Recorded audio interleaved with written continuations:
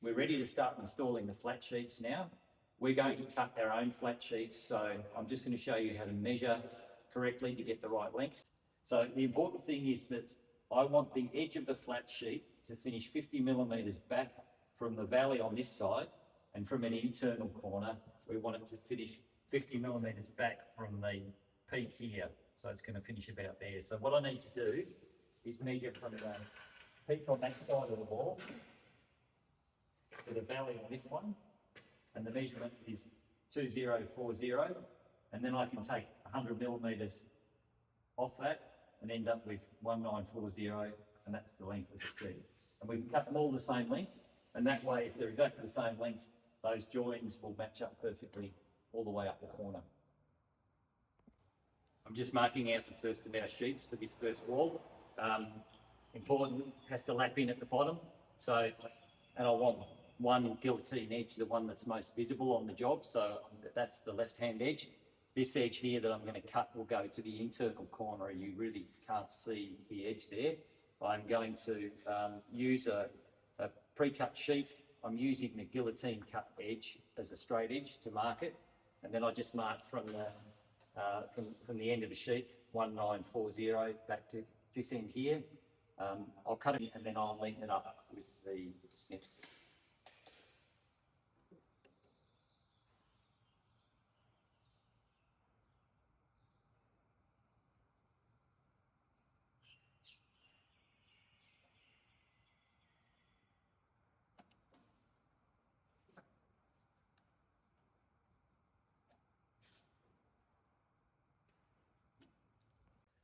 I'm going to install the first flat sheet now. Usually you do this with two people, but I'm going to, this is a relatively short wall, so I'll do it by myself, and I'll just clamp both ends. What we're going to do, because we've effectively set the levels with the corners, once the corrugation's matched between the flat sheet and the bench sheet, it should be dead level. So here we go. I'm going to measure in to make sure that I have my 50 mil spacing here. And just put a clamp up the top to hold it in place for now. This end.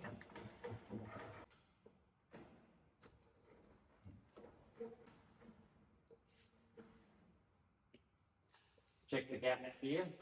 It's come my way with it.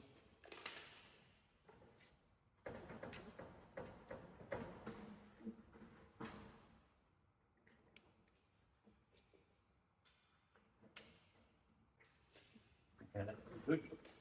I'll put a clamp on here to hold it roughly in place.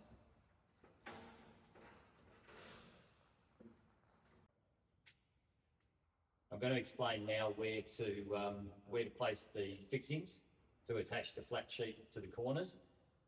We tend to put a fixing in each of the valleys, and we measure in 10 millimeters from that edge, so it's nice and close to the edge of the flat sheet to get the best possible match. I'm going to begin by putting a rivet in the first valley that won't be covered, so it has to be this one. The next sheet's going to come down to here, so it'll be this one here, and I'm going to fix this and then the other side, and I'm going to move between the two.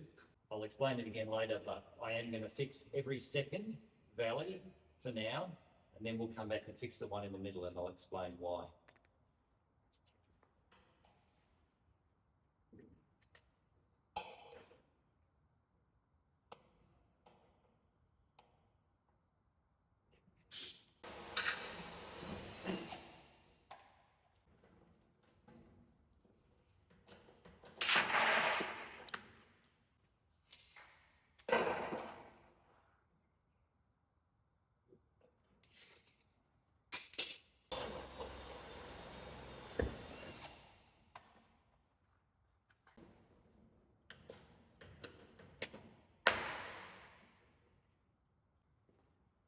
Okay, now I can work my way down the ends. As I said before, I'm going to put a rivet now 2 valleys down. Now the reason for that is if there's a perfect match between the profile in the flat sheet and the beams, then everything is fine and everything will sit nicely. There are instances if you, depending on where you get your sheet from and the roll former, there may be a bit of a gap there. So if you can make sure that every second one matches, you can either go back and fix the middle one with rivet, or you can use a roofing screw for every second one, and that will just help to pull the profile down into position more neatly. So I'll go ahead and do that now.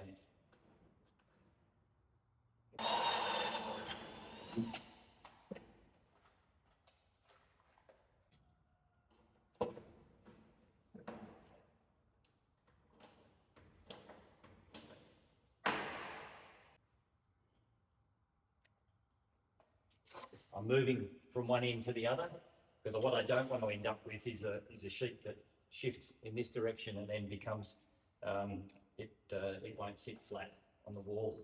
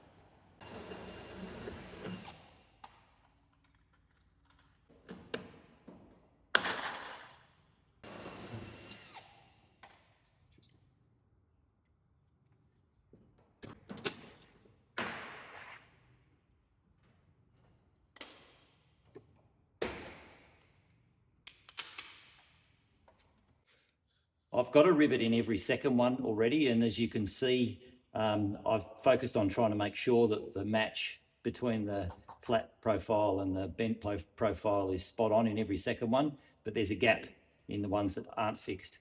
I'm going to now go back and fill in the fixings in between the two that are already there and try and pull those gaps in. If you've got a really difficult large gap to pull in, you can use a roofing screw in every second one here. I'm going to try and pull this in with a rivet for now.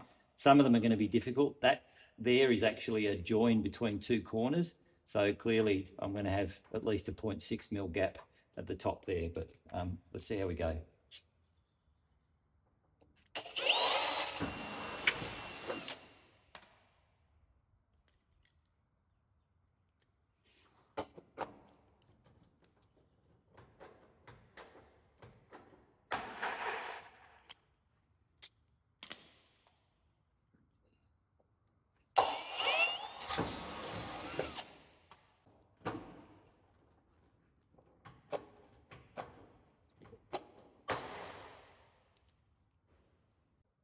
The first corner's already been fully fixed off, and that's how it usually looks. There's a good match there. I'm now just going to finish off the internal corner in the same way.